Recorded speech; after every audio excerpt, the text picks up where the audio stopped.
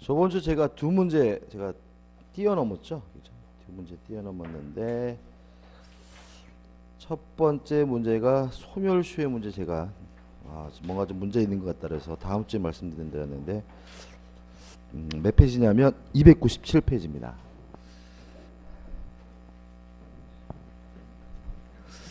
297페이지 9번 문제입니다. 갑은 2007년 5월 1일 친구 을에게 아파트 전세 자금에 사용하도록 1억 원을 변제기 2007년 12월 30일로 정하여 빌려주었다. 그런데 2017년 5월 1일이 되도록 을은 갑에게 변제하지 않고 있다. 이에 관한 설명을 옳은 거죠. 그러면 소멸시효 기간은 10년이고요. 소멸시효 기산점은 권리를 행사할 수 있을 때부터 시작하니까 2007년 12월 30일부터 시작을 하거든요. 그럼 결국은 소멸시효가 종료되는 날은 2017년 12월 30일이 되겠죠. 따라서 아직 소멸시효가 완성되지 않고 있습니다.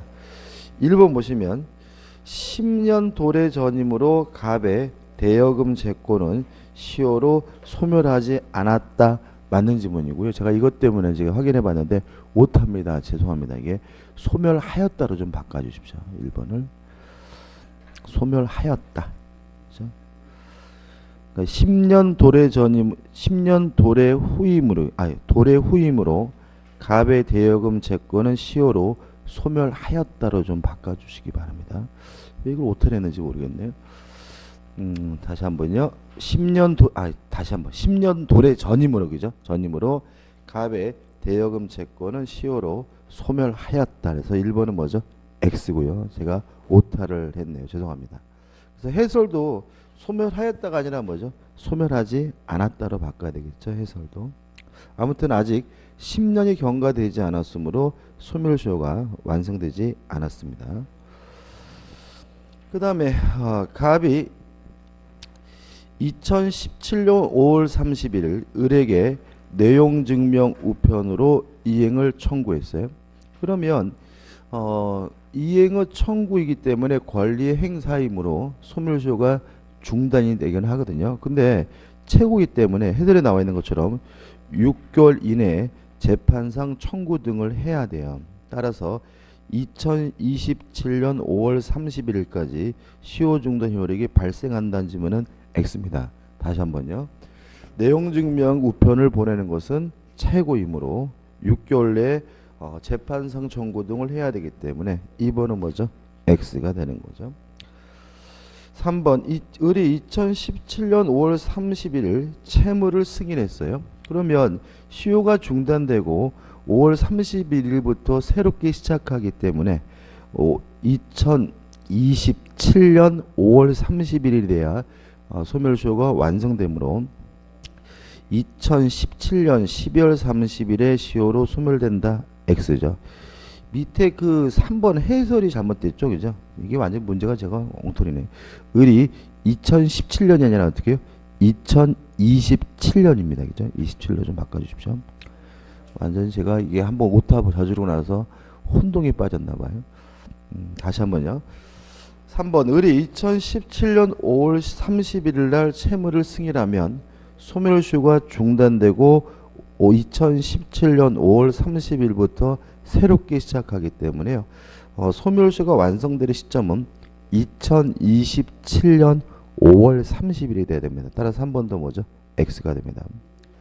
4번 갑이 2017년 5월 30일 을을 상대로 대여금 채권 1억 원의 지급을 구하는 소를 제기하여 2017년 10월 1일 승소 판결이 확정이 됐어요.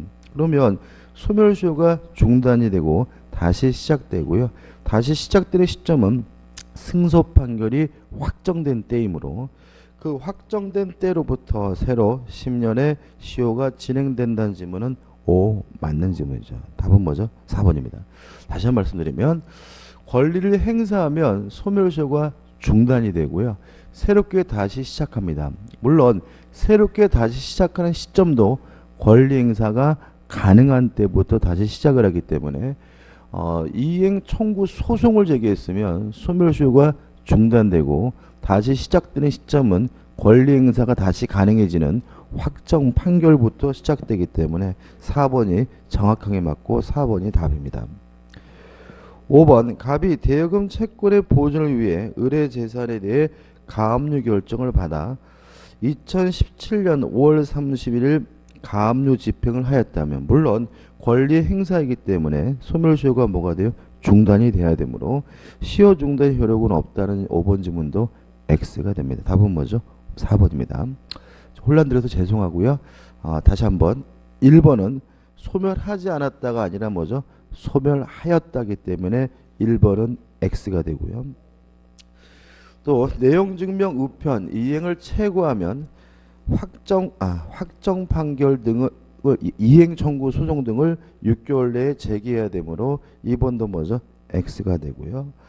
3번 채무를 승인하게 되면 소멸시효가 중단되고 채무를 승인한 때부터 다시 소멸시효가 10년 또 시작되므로 2027년 5월 30일이 돼야 비로소 소멸시효가 완성이 되고요. 5번 가압류 결정을 받는 것도 권리 행사이므로 소멸시효를 뭐죠? 중단시킵니다. 답은 4번이고 1번 지문을 좀 바꿔주시기 바랍니다. 죄송합니다. 그 다음에 또 한 문제 제가 뛰어넘었어요. 물권조 청구권에서 한 문제 뛰어넘었는데 303페이지입니다. 303페이지 3번 문제입니다. 3번 물권조 청구권에 관한 설명으로 옳은 것은 1번은 명백하죠. 소유권에 기한 물권조 청구권은 소멸시효에 걸리지 않습니다. 1번은 뭐죠? X고 2번 물권조 청구권 행사하기 위해서 침해자에게 아무런 고의나 과실을 요구하지 않기 때문에 2번 소유물 반환 청구권 행사하기 위해서는 상대방의 귀책사를 요한다. 이것도 뭐죠? X가 되고요. 4번 지문부터 볼게요. 물권과 물권 청구권은 절대로 분리될 수가 없습니다. 따라서 소유권을 양도하면서 물권조 청구권만을 여전히 양도인에게 유보시켜 놓을 수 있다는 지문은 X입니다. 물권과 물권 청구권은 절대로 뭐 될 수 없죠? 분리될 수가 없죠. 5번 직접 점유자의 점유가 침탈됐다면 간접 점유자는 직접 점유자에게 돌려주는 형태의 반환을 청구해야 되는 것이 원칙이므로 원칙적으로 직접 자신에게 침탈물을 반환할 것을 청구할 수 있다는 지문도 X입니다. 답은 뭐죠? 3번인데 3번 소유권에 기한 방해 제거 청구권은 이미 종료된 방해 결과의 제거를 내용으로 할 수 없다. 맞는 지문입니다. 이것도 제가 혹시 오타했나 확인해 봤는데 맞는 지문이고요. 판례고요. 판례 취지는 이미 종료된 방해 결과의 제거를 청구하는 것은 일종의 반환 청구권 행사로서 해야 된다는 입장이고요. 따라 답은 3번이 됩니다. 옳은 것은. 자, 오늘 문제 봅니다. 오늘 308페이지 오시면 점유권에 관한 문제가 나와 있죠. 점유권에서 가장 중요한 것은 뭐냐면 점유자와 회복자가의 문제입니다. 실제로 점유권에 대해서도 문제를 반드시 출제를 하게 되고요. 점유자와 회복자의 관계에 대해서는 뭐 독립된 문제든 지문이든 반드시 출제하게 되어 있습니다. 첫째 문제가 되는 것은 점유물에서 과실이 발생했을 때는 어떻게 할 것인가? 이 문제에 대해서 선의의 점유자는 과실수취권이 있어요. 따라서 수취한 과실을 반환할 필요가 없다. 악의 점유자 또는 폭력, 음배에 의한 점유자는 과실수취권이 없습니다. 따라서 수취한 과실이 있다면 그것은 부당이득으로서 반환을 해줘야 되고요. 만약에 과실로 수취하지 못했다면 이때는 대가라도 변상 보상을 해줘야 됩니다. 꼭 기억해 두셔야 되고요. 그 다음에 점유 목적물이 멸실되거나 훼손됐을 때는 어떻게 책임지느냐 문제에 대해서 일단 우리 민법은 선의이고 자주 점유라면 이때는 현존하는 이익 범위 내에서만 책임지면 되고요. 악이거나 또는 타주인 경우에는 이때는 손해의 전부에 대해서 책임을 져야 된다는 거 기억해 두시고, 항상 이 부분은 and와 또는을 뭐 하셔야 되냐면 조심하셔야 됩니다. 그 다음에 비용이 발생했을 때인데, 일단 비용은 선의 점유자뿐만 아니라 악의 점유자도 청구할 수가 있는데, 필요비의 경우에는 선악불문하고 청구할 수 있지만, 점유자가 만약에 과실을 수취했다면 이때는 통상의 필요비를 청구할 수가 없다는 거 꼭 기억해 두셔야 되고요. 또 유익비의 경우에는 점유자가 선악불문하고 청구할 수가 있는데요. 항상 청구하는 것은 아니고 이익이 현존하는 경우에만 청구할 수가 있는데, 이러한 청구에 대해서 회복자 입장에서는 지출 비용이나 또는 증가액 중 아무거나 선택해서 청구하면 되고요. 물론 지출 비용과 증가액 중 어느 것을 선택해서 지급해야 될지는 누가 선택하냐면 회복자가 선택하게 된다는 거 주의하시기 바라고요. 그 다음에 유익비에 대해서는 법원이 상환기간을 허용할 수 있다는 거, 허락할 수 있다는 것도 좀 기억해 두시기 바랍니다. 요 정도죠. 요 정도는 꼭 반드시 숙지해 두셔야 됩니다. 자, 1번입니다. 점유에 관한 설명으로 옳은 것은 1.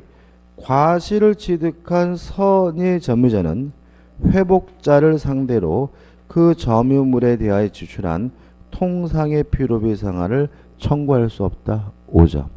필요비는 선악불문하고 청구할 수 있지만, 점유자가 뭘 수취했다면요? 과실을 수취했다면 통상의 필요비를 청구할 수가 없습니다. 2번 선의 점유자가, 답은 1번이고요. 본권에 관한 소에 패소하면 그 소에서 패소한 때부터 악의 점유자라고 간주된다.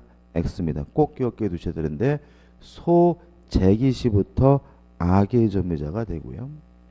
3번 점유자는 선이 무과실로 점유한 것으로 추정되므로 X입니다. 이것도 꼭 기억해 두셔야 돼요. 점유자는 선의임을 추정받지만 무과실은 추정받지 못합니다. 4번 폭력 또는 음비한 점유자도 선인 경우 점유물의 과실을 취득할 수 있다. X입니다. 악의 점유자와 마찬가지로요. 폭력 또는 음비에 의한 점유자도 과실 수취권이 없기 때문에 이것도 X가 되죠. 5번 유익비에 관하여는 그 가액의 증거가 현존한 경우 하나여 점유자의 선택에 쫓아 그 지출 금액이나 증가액의 상한을 청구할 수 있다. X입니다. 지출 비용과 증가액 중 어느 것을 지급할 건지 선택은 누가 하는 거죠? 회복자가 선택합니다. 근데 이 회복자가 선택한다는 거는 다 똑같아요. 그러니까 지상권도 유익비 상한을 청구할 수 있거든요. 누가 선택하냐면 돌려받는 사람, 지상권 설정자가 선택하는 거고요. 전세권자도 유익비 상한을 청구할 수 있거든요.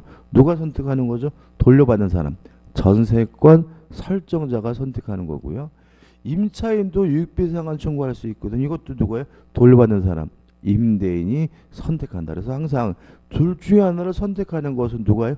돌려받는다는 사람이 선택한다는 거 꼭 주의하셔야 됩니다. 답은 1번이죠. 2번 점유에 관한 설명으로 옳지 않은 것은 1번 점유물 반환 청구권 행사 기간은 출소 기간이다. 5입니다. 점유권에 기한 반환 청구권이 몇 년 동안이죠? 1년. 1년은 출소 기간입니다. 2번 간접 점유자도 점유물 예방 청구권 행사할 수 있다. 맞습니다. 왜냐하면 간접 점유자도 점유자이기 때문에 그렇죠. 3번 점유 보조자에게는 점유 보호 청구권이 인정되지 않는다. 맞습니다. 왜냐하면 점유 보조자는 사실상 지배를 하고 있지만 점유권이 인정되지 않는 자죠. 4번 점유자는 과실 없이 점유한 것이 추정되지 않는다. 맞습니다. 다시 말하면 무과실은 추정되지 않습니다. 5번 점유자가 점유물에 대하여 행사하는 권리는 적법하게 보유한 것으로 본다가 아니라 뭐죠? 추정한답니다. 또 조심하셔야 되겠죠. 3번 문제죠. 점유에 관한 설명으로 옳지 않은 것은 1번 점유자가 점유물에 유익비를 지출한 경우 점유자의 선택에 쫓아 그 지출 금액이나 증거액의 상한을 청구할 수 있다. X죠.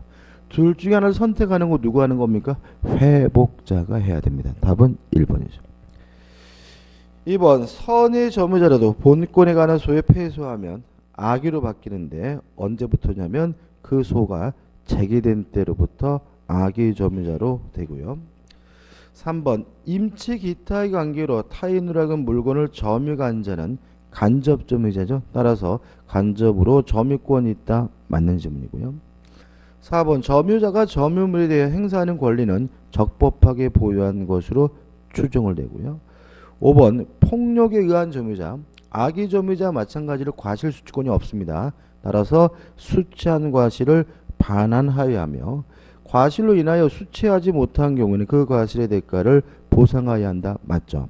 보시면 요 세 문제가 점유권에 있는데 비슷한 질문들이 뭐하고 있습니까? 반복하고 있습니다. 그래서 특별히 너무 이것저것 하려고 하지 마시고요. 가장 중요한 점유자와 회복자 문제만 확실하게 내 것으로 만드셨으면 좋겠어요. 4번부터 이제 소유권이죠. 부동산 점유 취득수에 관한 설명으로 옳지 않은 것은 1번 행정재산은 공용 폐지가 되지 않는 한 취득수의 대상이 되지 못한다. 맞습니다. 국유재산 중에 취득수가 가능한 것은 공용 폐지가 된 잡종재산, 일반 재산만 뭐 할 수 있어요? 취득수 할 수 있습니다. 2번 분필되지 않은 토지 일부도 시효 취득할 수 있다. 맞습니다. 다시 말하면 한 필지 토지일 필요는 없고요. 3번 미등기 부동산에 대하여 점유취득시효가 완성됐어요. 점유취득시효가 완성됐다는 이유로 소유권을 취득하려면 반드시 뭘 해야 되냐면 등기를 해야 되므로 등기를 하지 않는 한 점유자는 소유권을 취득하지 못한다. 맞는 질문이죠. 4번 취득시효 완성자는 취득시효가 완성된 후에 시효이익을 포기할 수 있다. 맞습니다. 소멸시효와 마찬가지입니다. 완성되기 전에는 미리 포기할 수 없고요. 완성된 후에 포기가 가능합니다. 5번 취득시효로 인한 권리 취득 효력은 등기한 때부터 발생하며 X입니다. 점유를 개시한 때 소급하지 않는다. X죠. 뭐 취득시효에 대해서 가장 간단하게 정리해보면 타인의 부동산을 점유하고 있는 상태에서 20년이 되면 취득시효를 하게 되는데 요 취득시효하기 위한 이 점유는 소유의 의사가 있는 자주고 평온하고 공연한 점유여야 되고요. 또 20년간 점유하면 취득시효하는데 항상 조심할 것은 바로 소유권을 갖는 것은 아니고 등기를 해야 비로소 뭘 하게 되냐면 소유권을 취득한다. 다만 조심할 것은 문제에 나와 있던 것처럼 소유권의 취득 시기는 점유 개시시로 시작한 때로 뭐 하게 돼요? 소급하게 된다는 거 잊지 마시기 바라고요. 등기를 해야 비로소 소유권을 갖지만 그 시점은 등기한 때가 아니라 뭐죠? 점유 개시시로 소급한다는 거 항상 조심하셔야 됩니다. 넘기셔도 5번이죠. 공유에 관한 이렇게 나와 있죠. 그럼 보시면 아다시피 소유권에 대해서도 한 문제 정도 내고 있는데 주로 뭘 선택하고 있냐면 공동소유, 공유에 대해 선택하고 있다는 거 좀 주의하셔야 되고요. 5번 보시면 공유에 관한 설명으로 옳지 않은 것은 1번 공유자의 지분은 특별한 사정이 없는 한 균등한 것으로 추정을 합니다.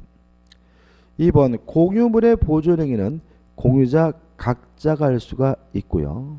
3번 공유자는 공유자 과반수의 찬성으로 공유물을 처분할 수 있다. X죠.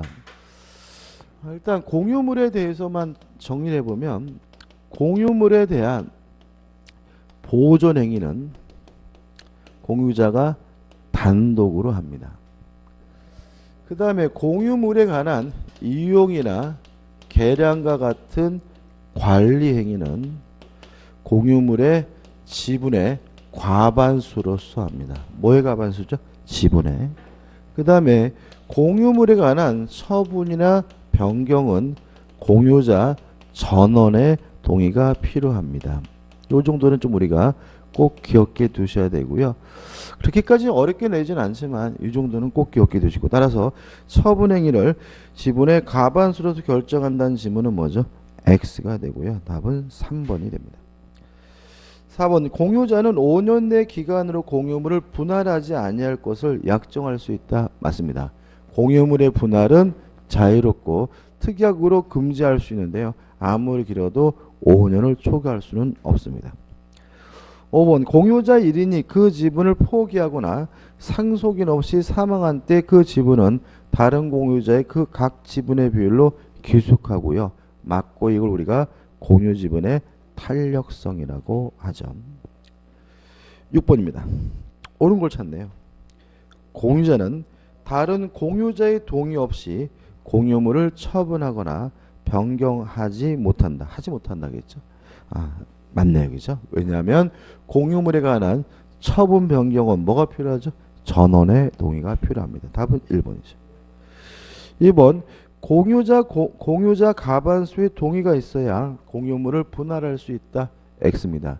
공유물의 분할은 자유롭습니다. 따라서 다른 공유자로부터 동의나 승낙을 전혀 받을 필요가 없으니까 2번은 X고요.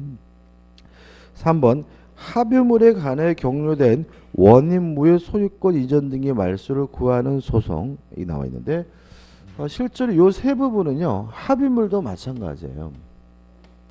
합유물도 보존행위는 단독으로, 관리행위는 과반수로, 처분 변경은 전원이거든요. 그러면 원인무효 소유권 이전 등의 말소를 청구하는 것은 보존행위죠. 보존행위이기 때문에 어떻게 해요? 단독으로 할 수가 있고요. 따라서 전원이 청구해야 된다는 지문은 X가 되겠죠. 4번 총유재산의 보존에 관한 소송은 구성은 각자가 단독으로 할 수 있다. X입니다. 총유물에 대해서는 간단하죠. 보존행위든 이용계량과 같은 관리행위든 처분 변경과 같은 행위 모두를 다 무엇을 통해서 해야 되냐면 사원 총회 결의를 통해서만 할 수가 있습니다. 따라서 보존행위도 사원총회 결의를 통해서만 할 수 있기 때문에 단독으로 할 수 있다. X가 되고요. 5번 공유물 관리에 관한 사항은 지분의 과반수니까 달리 정한 바가 없으면 공유자 전원의 동의가 있어야 한다는 지문은 X가 됩니다. 답은 뭐죠? 1번이죠. 7번 문제입니다. 공동 소유에 관한 설명을 옳지 않은 것은 1번 합유 지분의 처분은 합유자 전원의 동의를 요한다. O 맞습니다. 공유와 합유의 가장 주된 차이점 뭐냐면 공유 지분을 처분할 때는 자유롭게 처분할 수 있지만 합유 지분의 처분은 다른 합유자 전원의 동의가 필요한다는 점에서 차이가 있고요. 2번 법인 아닌 사단의 구성원 개인이 단독으로 총유재산의 보존을 위한 소송을 제기할 수 없다. 맞습니다.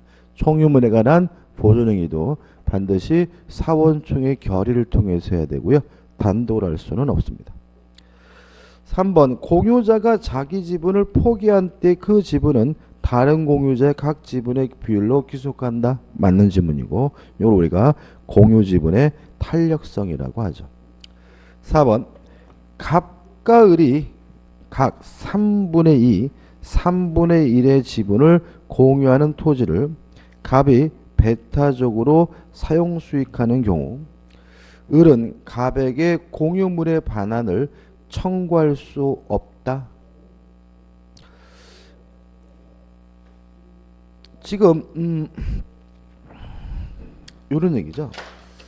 일단 보존행위는 어떻게 해요? 단독으로 할 수 있으니까 3분의 1의 지분을 가진 을도 병에게 이죠 아니구나. 보존행위는 뭐죠? 단독으로고 이용행위는 뭐죠? 이용행위는 뭐죠? 지분의 과반수죠.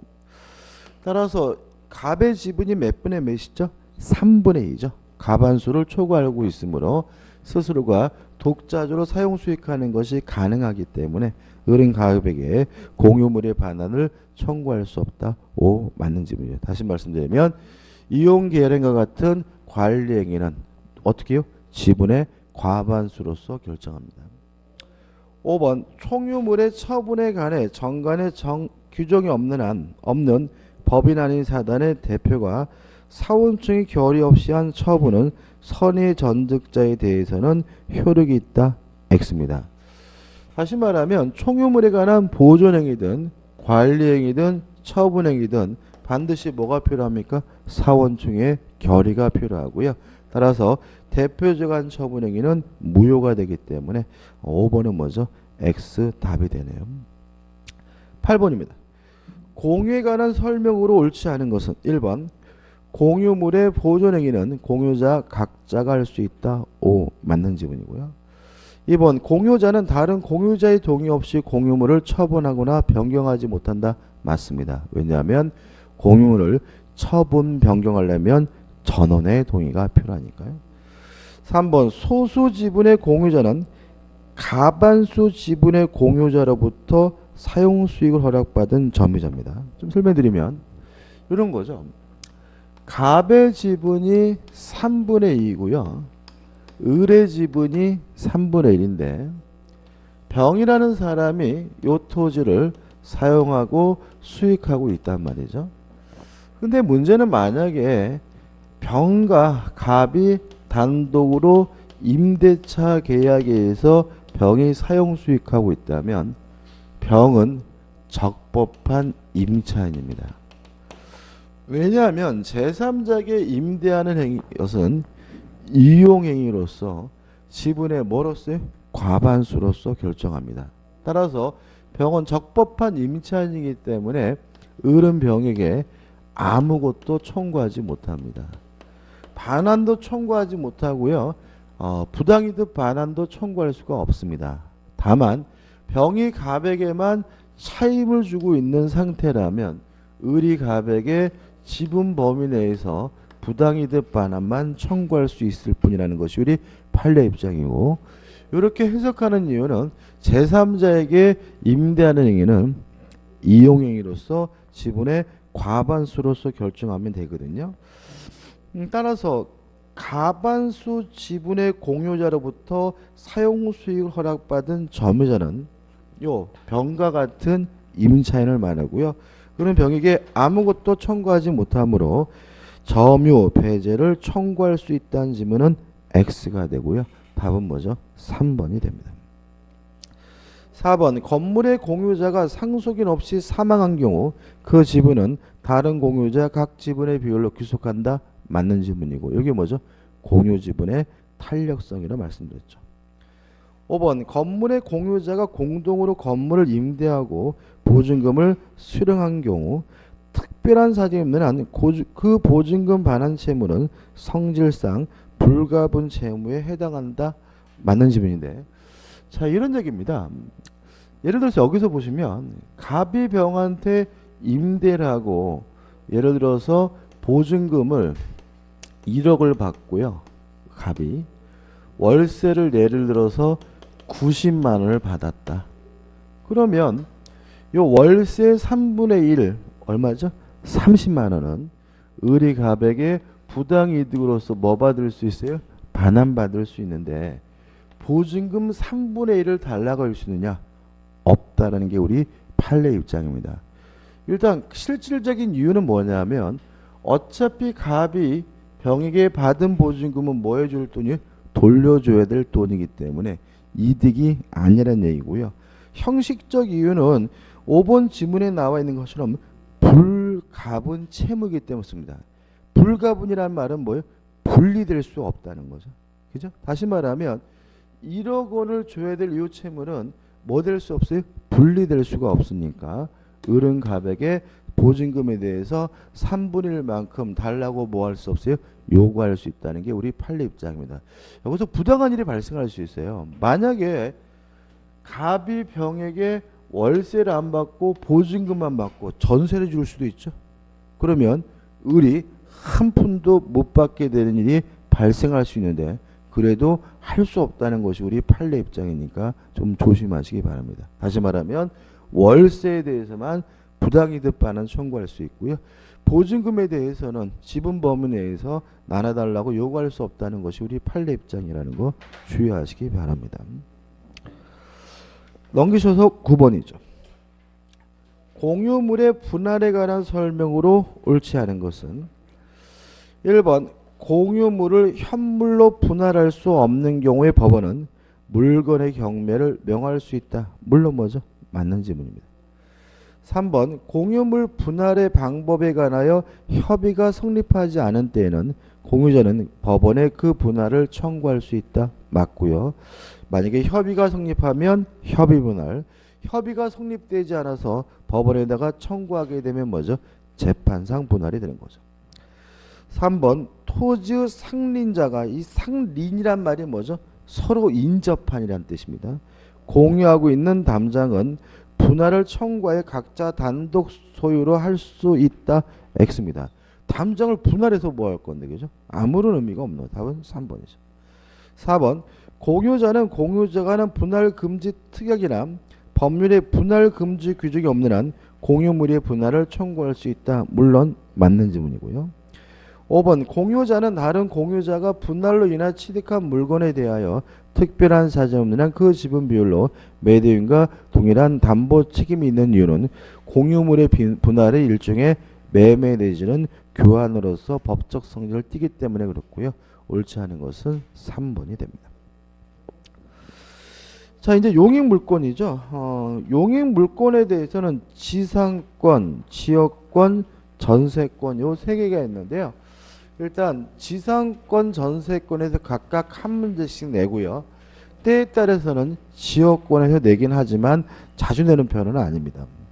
1번 보시면 지상권에 관한 설명으로 옳지 않은 것은 1번 지상권은 저당권의 목적이 될 수 있다. 오, 맞습니다. 이건 이렇게 기억해 두시면 좋을 것 같은데요. 저당권의 객체는 부동산과 전세권, 지상권입니다. 저당권의 객체는 뭐죠? 부동산과 전세권, 지상권 요 세 가지입니다. 그죠? 그래서 실제로 저당권은 물권이기 때문에 부동산과 같은 물건에 대해서 물론 설정할 수 있지만 지상권, 전세권과 같은 뭐에 대해서도 권리에 대해서도 설정할 수 있다는 거 주의하시기 바라고 1번은 뭐죠? 맞는 질문이죠. 2번 지상권자는 지상권의 목적인 토지를 자신의 권리의 존속기간 내에 타인에게 임대할 수 없다. X입니다. 지상권은 자유롭게 양도할 수 있고요. 임대할 수 있고 담보 설정할 수 있고요.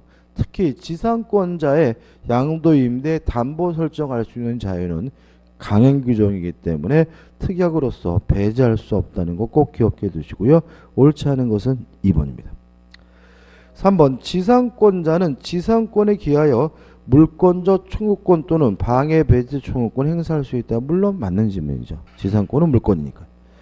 4번 지상권자가 2년분 이상의 치료를 과실로 지급하지 않으면 지상권자는 지상권 소멸을 청구할 수 있다. 맞는 질문이고요.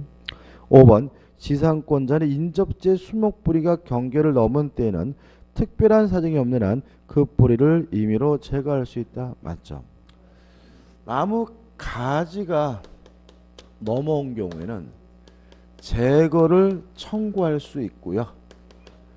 응하지 않으면 제거를 청구할 수 있고 응하지 않으면 그때는 뭐죠? 제거하는 것이 가능하고요.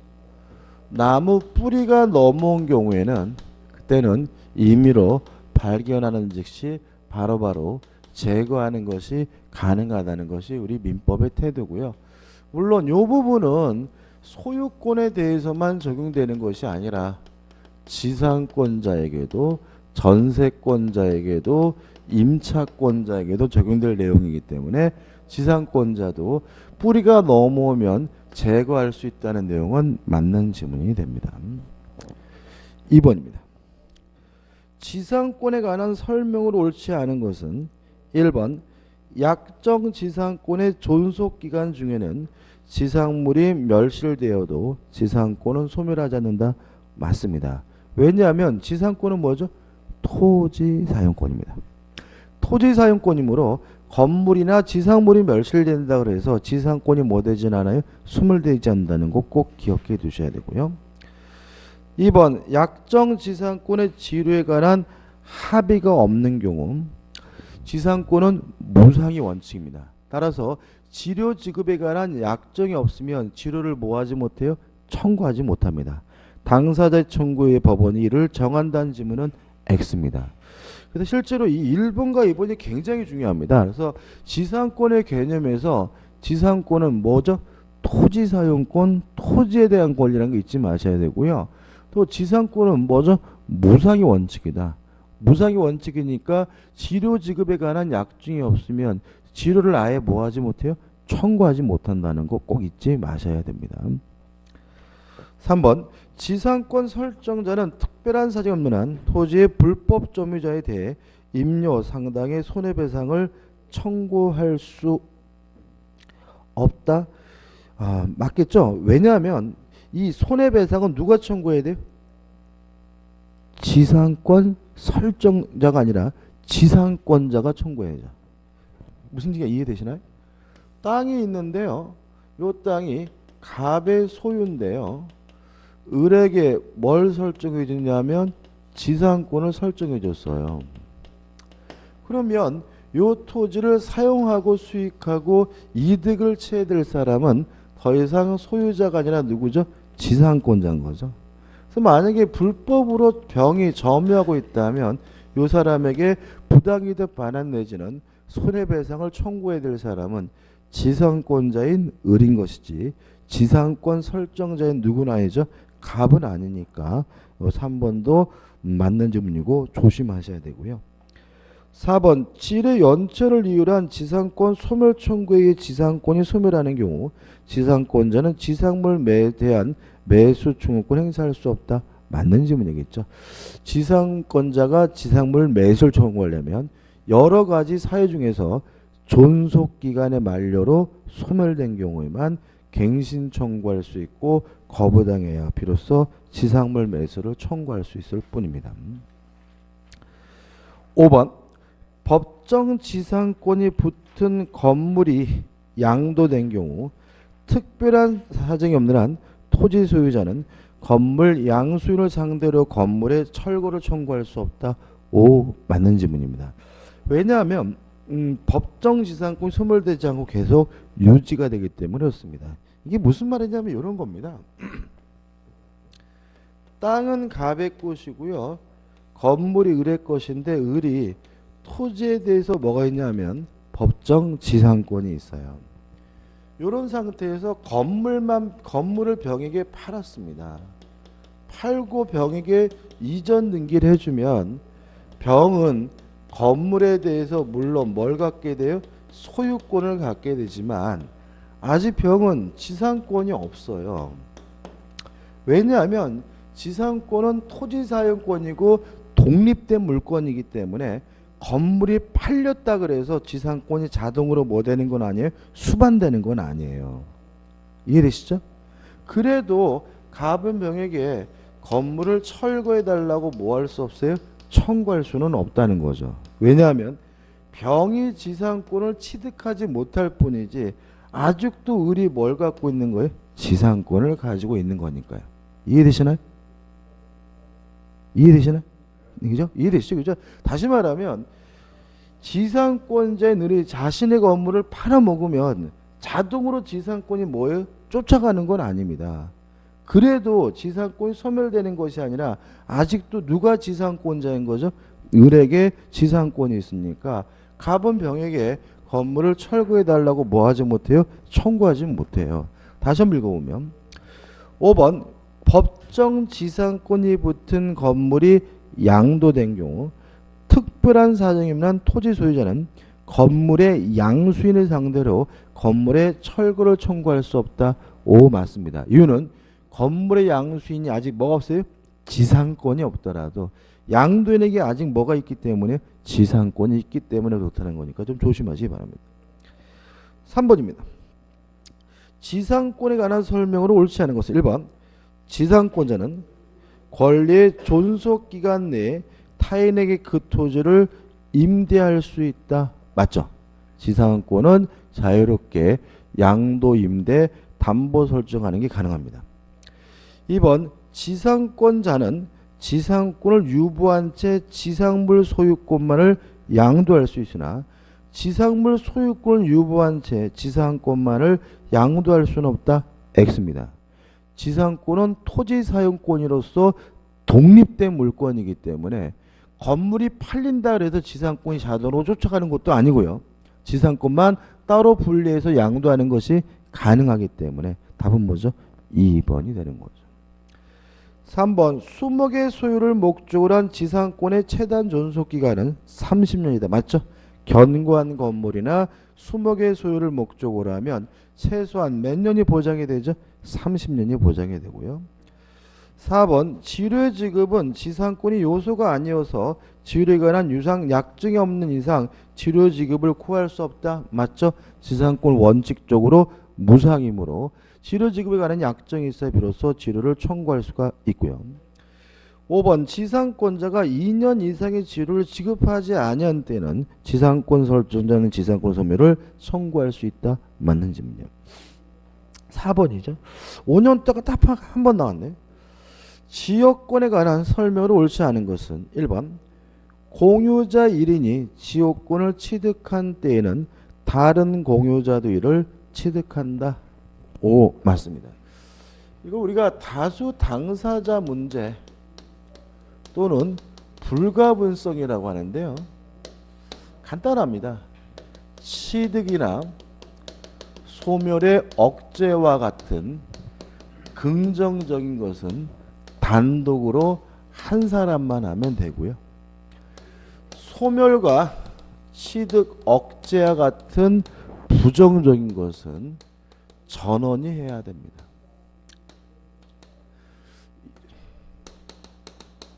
그래서 취득과 같은 긍정적인 것은 몇 명이요?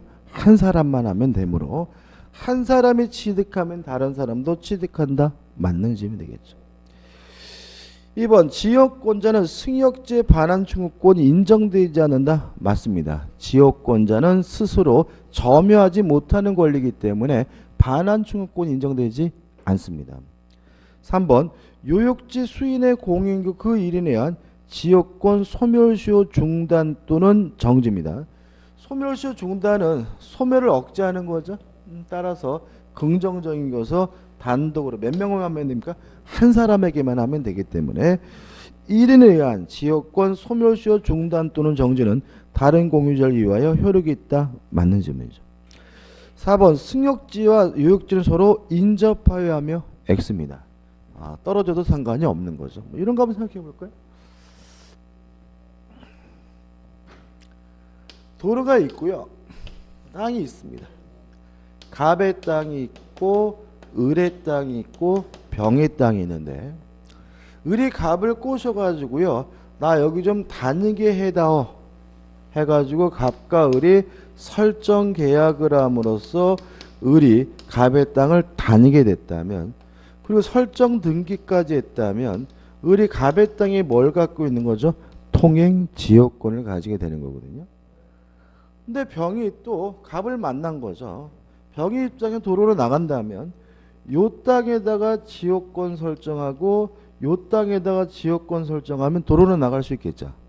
그죠? 그러면 갑과 병의 토지는 뭐하고 있지 않습니까? 인접하고 있지 않지만 갑의 땅에다가 뭘 설정할 수 있는 거죠? 지역권 설정이 가능한 거기 때문에 인접해야 된다는 질문은 뭐죠? X가 됩니다. 답은 뭐죠? 4번이죠. 5번 토지 공유자 1인은 그 지분에 관하여 그 토지를 위한 지역권 또는 그 토지가 부담한 지역권을 소멸하게 하지 못한다. 맞습니다. 왜냐하면 소멸과 같은 부정적인 것은 어떻게 해요? 전원이 해야 됩니다. 5번 문제죠. 전세권에 관한 설명으로 옳은 것은 1번 전세권 지상권은 물권이므로 전세권 설정행위로서 그 양도를 금지할 수 없다. X입니다. 지상권과 가장 뚜렷한 차이점인데요. 지상권은 특약으로도 양도를 금지시킬 수가 없어요. 다만 전세권은 자유롭게 양도, 임대 등을 할 수 있지만 특약으로 제한할 수 있다는 거 꼭 기억해 두셔야 되고요. 2번 전세권자는 필요비 상환 청구는 할 수 있지만 유익비 상환 청구는 할 수 없다. X입니다. 뒤바뀌어 있죠. 전세권은 직접 지배권, 스스로 알아서 사용 수익해야 되므로 필요비 상환은 청구하지 못하고요. 유익비 상환만 청구할 수 있습니다. 3번 전세권자의 과실로 목적물의 일부가 멸실되더라도 전세권자는 손해배상 책임을 지지 않는다. X겠죠. 당연히 자신의 과실로 일부가 멸실됐다면 손해배상을 해줘야 됩니다. 4번 전세권자를 보호하기 위하여 전세권의 체당기간을 규정하고 있지만 체당기간은 정하고 있지 않다. X입니다. 전세권은 10년을 초과하지 못합니다. 유일합니다. 보통 이제 우리 민법은 체장기간에 대한 제한은 없어요. 다. 근데 뭐만요? 전세권만 10년을 넘지 못합니다. 5번 토지 전세권의 존속기를 약정하지 않은 경우 체당기간이 보장되지 않습니다. 따라서 각 당사자는 언제든지 상대방에 대하여 전세권의 소멸을 통고할 수 있다. 맞는 질문이고요. 조심할 것은 소멸 통고하는 순간 바로 소멸되는 것은 아니고 6개월이 경과해 전세권이 소멸돼야 되므로 5번이 맞는 질문이죠. 6 다르죠. 그죠? 다르죠. 개념이 다른데. 그죠? 예. 그것도 한 1시간짜리인데. 그죠? 6번 전세권에 관한 설명으로 옳지 않은 것은 1번 전세권은 건물에 한하여 설정할 수 있다. 5점. 전세권의 객체는 부동산입니다. 따라서 토지일 수도 있고 뭐일 수도 있죠. 건물일 수도 있습니다. 답은 뭐죠? 1번이죠. 2번 기존 채권으로 전세금 지급을 가름할 수 있고요. 3번 전세권은 직접 지배권이므로 스스로 알아서 고쳐서 살아야 됩니다. 따라서 필요비 상환을 청구할 수가 없고요. 4번 전세권은 물권이기 때문에 반드시 뭘 해야 되냐면 등기를 해야 돼요. 등기하지 않으면 전세권은 뭐 되지 않아요? 성립되지 않아요. 그래서 우리가 임차권과 전세권을 구별하는 기준이 뭐라 그랬죠? 설정 등기죠. 다시 말하면 설정 등기를 해야 비로소 뭐가 돼요? 전세권이 되고 설정 등기를 안 하면 그것은 뭐죠? 임차권입니다. 그죠? 그 다음에 5번 원칙적으로 전세권 존속기간 중에는 전세금 반환 채권을 확정으로 분리하여 양도할 수 없다는 질문은 맞는 질문인데 이유는 전세권도 담보물권적 성질을 아우러 가지고 있기 때문에 부정성, 수반성이 있어요. 따라서 전세권과 전세금 반환 채권은 원칙적으로 분리 양도할 수가 없습니다. 7번입니다. 전세권에 관한 설명으로 옳지 않은 것은 1번 목적물의 인도는 전세권의 성립 요건이 아니다. 맞습니다. 전세권이 성립하려면 두 가지입니다. 전세금을 지급하고 설정 등기를 하면 됩니다.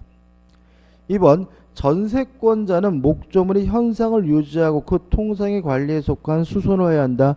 맞습니다. 따라서 전세권자는 필요비 상환을 청구할 수가 없습니다. 3번 전세권의 존속기간 중 전세 목적물의 소유권이 이전된 경우 구소유자의 전세권자에 대한 전세금 반환 의무는 소멸하지 않는다. X입니다. 전세권은 물권이기 때문에요. 새로운 소유자에게 대항할 수 있습니다. 따라서 보증금 반환을 누구한테만요? 새로운 소유자에게만 청구해야 되고요. 전 소유자인 구소유자에게는 전세금 반환을 청구하지 못합니다. 답은 뭐죠? 3번이 되는 거죠. 4번 건물 전세권이 법정 갱신된 경우 전세권자는 갱신의 등기 없이도 전세 목적물 취득한 제3자에 대한 자신의 권리를 주장할 수 있다. 맞습니다. 말 그대로 법정 갱신 법률 규정에 의한 갱신이니까 등기할 필요는 없습니다. 5번 전세권 소멸 후 전세권자 그 목조물을 반환하였더라도 전세권 설정 등기 말소에 필요한 서류를 교부하거나 그 이행을 제공하지 아니한 이상 전세권 설정자는 전세금의 반환을 거절할 수 있다. 맞습니다. 왜냐하면 쌍방의 의무는 동시 이행 관계이기 때문에 그런 거죠. 8번입니다. 작년도 문제인데 아주 그지같이 나왔죠. 일단 옳은 것은인데 다 옳아요. 기억. 전세권은 전세권이나 양도나 상속 외에서도 취득할 수 있다. 맞죠? 2번 전세권자 인지 소유자 사이에는 상린관계에 관한 민법 규정이 준용된다. 맞습니다. 왜냐하면 상린관계에 관한 민법 규정은 그 부동산을 사용 수익하는 사람이라면 다 적용이 되기 때문에. 디귿번 동일한 건물의 저당권이 전세권보다 먼저 설정이 됐어요. 그러면 경매가 되면 전세권은 무조건 소멸돼야 되므로 전세권자가 경매를 신청하여 매각되면 전세권과 저당권은 모두 소멸된다. 맞습니다. 누가 경매를 신청하든지 모든 저당권은 무조건 소멸해야 되니까 저당권은 뭐죠? 소멸이 되고요. 또 전세권의 소멸 여부는 최우선순위 저당권과 비교해서 판단하므로 전세권이 저당권보다 우선이기 때문에 무조건 소멸해야 됩니다. 5번 임대인과 임차인이 임대차 계약을 체결하면서 임차 보증금을 전세금으로 하는 전세권 설정 계약을 체결하고 전세권 설정 등기를 격려했어요. 그럼 이 사람은 이제 뭐가 됐죠? 전세권이 된 거죠. 뭐까지 했습니까? 전세권 설정 등기까지 했으니까요. 따라서 다른 약정이 없는 한 임차 보증금 반환 의무, 전세금의 반환 의무와 전세권 설정 등기 말소 의무는 동시 이행 관계에 있다. 물론 뭐죠? 맞는 지문이 되는 거고요. 따라서 다 맞는 지문입니다. 좀 쉬었다가 담보 물권을 보도록 하겠습니다.